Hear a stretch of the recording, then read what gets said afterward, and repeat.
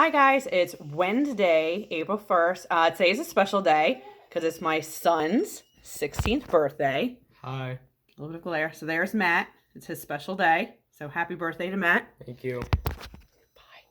Today we're going to read Chapter 2, The Case of the Missing Misses. I'm always excited for the start of a new day in room 26. But the next morning, I could hardly wait to hear Mrs. Brisbane read more about Sherlock Holmes. I waited for the key to turn in the door and for Mrs. Brisbane to bustle into the classroom. I waited for the bell to ring and for my friends to arrive. I waited and waited and waited some more. In fact, I waited so long, the bell rang, but nobody came in. I knew it wasn't Saturday. I never spend Saturdays at school because I go home with one of my classmates on the weekends. Sometimes I go home with Mrs. Brisbane. Either way, I have a hamsterific good time. Og usually stays in room 26 on the weekends, which must be lonely for him, poor frog. Og, something's wrong, I squeaked loudly to my neighbor. Boing, boing, boing, boing, boing, boing, boing, he replied. He sounded as worried as I was. I could see some of my friends' faces looking through the window in the door. Humphrey, let us in, I heard Simon's muffled voice calling. It was the only time in my life I wish I wasn't a hamster so I could be big enough to open that door.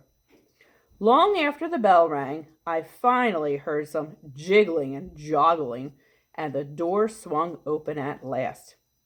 But Mrs. Brisbane wasn't the human opening the door. It was our principal, Mr. Morales. Behind him were my fellow students. Come on in, boys and girls, he said. Mr. Morales is the most important person at Longfellow School because he's in charge of everything. He was wearing a tie with little tiny question marks all over it. He has lots of interesting ties. Take your seats, he said. My fellow students were worried too. I could tell, because they were quieter than usual. I guess that was a clue. It looks as if Mrs. Brisbane is going to be late, he said. We're trying to reach her now. Mrs. Brisbane is never, never, never late. This was a very pie-whacking morning. I'll take attendance, Mr. Morales said. Holly jumped up and offered to help. Thank you, he said to her, but I think I can handle it. Then he called out names, and each student answered present in return. Everyone was present except Mrs. Brisbane. Mr. Morales looked uneasy. So, what do you usually do first thing in the morning? Helpful Holly raised her hand. We had homework last night, she said. I can collect it. Thank you, Mr. Morales said. Holly went up and down the aisles collecting the homework. How I wish I could get a look at those 5 mystery words. Everybody turned in a homework sheet except for one person, forgetful Phoebe. When Holly passed by her table, Phoebe blushed and said, Oh no, I forgot it. I'll bring it tomorrow. As helpful as Holly is, she sometimes gets carried away. That's when I call her too helpful Holly. She frowned and said, You were supposed to bring it today. Mr. Morales stepped forward.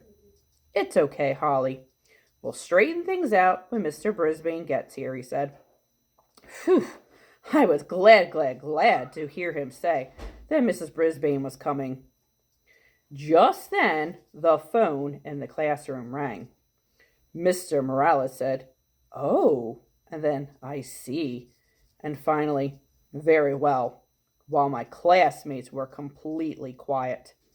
Mr. Morales hung up the phone. Boys and girls, Mrs. Brisbane won't be here today, he said. A substitute is on the way to take care of the class. The last time I'd had a substitute teacher was when Mrs. Mack was here. But I didn't know she was a substitute because I didn't know much about school when I first arrived. I've certainly learned a lot since then. Mr. Morales seemed a little confused about what to do next, and he kept looking at his watch. "Read to us from the Red-Headed League," I squeaked loudly. My classmates all giggled when they heard me. Mr. Morales walked over to my cage. "Oh, so you want to take over the class, Humphrey," he said. I jumped on my wheel and spun it fast. "Maybe Humphrey thinks we should do some exercise," Mr. Morales said. That made my classmates giggle even more. Rosie made her wheelchair spin in a circle. "I love to spin too," she said, and everybody laughed. Just then, the door to the classroom opened and a young man rushed into the room. The first thing I noticed about him was his red hair. I think Sherlock Holmes would have noticed that too. I also saw he was wearing round glasses, and on his shirt was a big button with writing on it that said, "Give peas a chance." I love any veggies, including peas. So this human and I definitely had something in common. He had a cloth bag slung over his shoulder, sort of like Santa Claus. It was lumpy and bumpy and way too big for a lunch bag. Mr. Morales stepped forward and shook his hand. "Welcome, I'm the principal," he said, "Mr. Morales." "Hi," the young man said. "Ed Edinopoulos." That's a long name.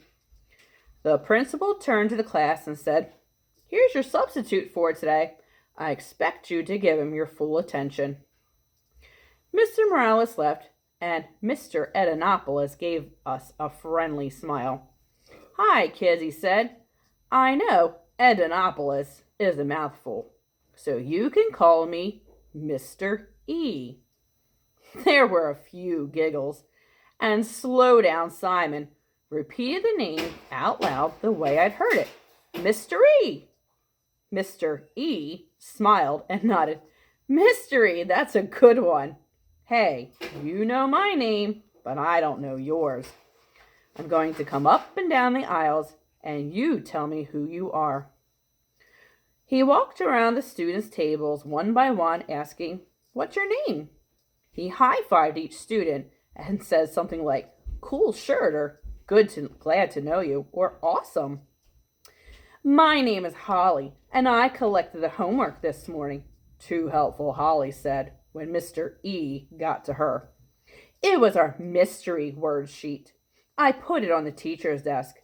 Only one didn't get turned in." Thanks," Mr. E said. "I'm Sophie, and I really like your pin. I like to wear pins with sayings too." "Stop talking," Sophie said. "Do you remember where you got it?" Mr. E didn't remember where he got it. Sophie kept on talking until he said, "I think I'd better give the rest of the class a chance." He moved on to the next table. "I'm Thomas T. True," Thomas said. "My dad's a detective, like Sherlock Holmes."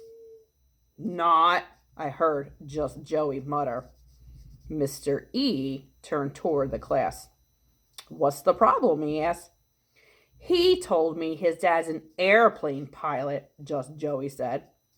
"So," Thomas said, "he can be both." "He told me that his dad's a ship captain," Small Paul grumbled. Mr. E just laughed. "Sounds like a talented father." Then he moved on again. When he got to my side of the room, he finally noticed Og and me. "Whoa," he said. "These are some funny-looking students." I heard some giggles, but I wasn't laughing. I can see how you might call Og funny-looking, but not a handsome golden hamster like me. Mr. E leaned in and looked right at me. "What's its name?" "Humphrey," I squeaked loudly, "and I am not an it." "Whoa," he said again. "I think he's talking. What is he? A rat?" It was clear this teacher didn't do his homework when it came to animals. Imagine mistaking me for a rat? Luckily, my friends all shouted out, "Hamster!" "His name is Humphrey," Holly added. Mr. E said, "Cool." Then he turned to Og. "I know this is a frog, right? What's his name?" he asked. "Bong, bong, bong." Og twanged loudly. He probably didn't like being called an it either. "His name is Og," Rolling Rosie explained. "Og the frog," Mr. E said. "I like it." He was quiet for a few seconds as he looked around the room. "You know, I was still sleeping when I got the call to come over here, so I don't know what your teacher's plans were today," he said. "Why don't you tell me what you want to do?" My friends looked surprised. I'm sure I looked surprised too. "Hurry up, Harry," waved his hand, and Mr. E called on him. "I like to go home," he said. Everybody laughed. It was a funny thing to say. But I don't think Mrs. Brisbane would have laughed. "I understand," Mr. E said, "but I don't think that's going to happen.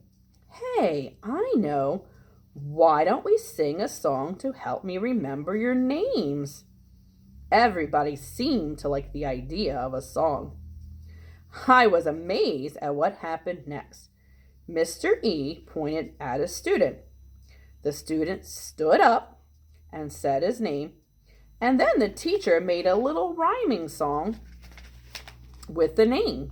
He took parts of each name and added things to it like banana, fana, and fee-fi-fo.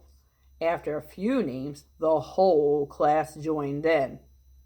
All right, so let's see. They do an example. The song made my friends giggle, but it was very confusing to me. After he'd finished, the whole class, Rosie raised her hand and asked if they could do my name. I can't remember it all, but it ended with fee-fi-mo-mum-free. Do you know the song? Humphrey, Humphrey, Bo Bumfrey, banana, fana, fo Humphrey, me, my, mo, mum, free. Humphrey. All right, we're going to stop there for today, and we'll pick up again tomorrow. I hope you enjoyed my read aloud.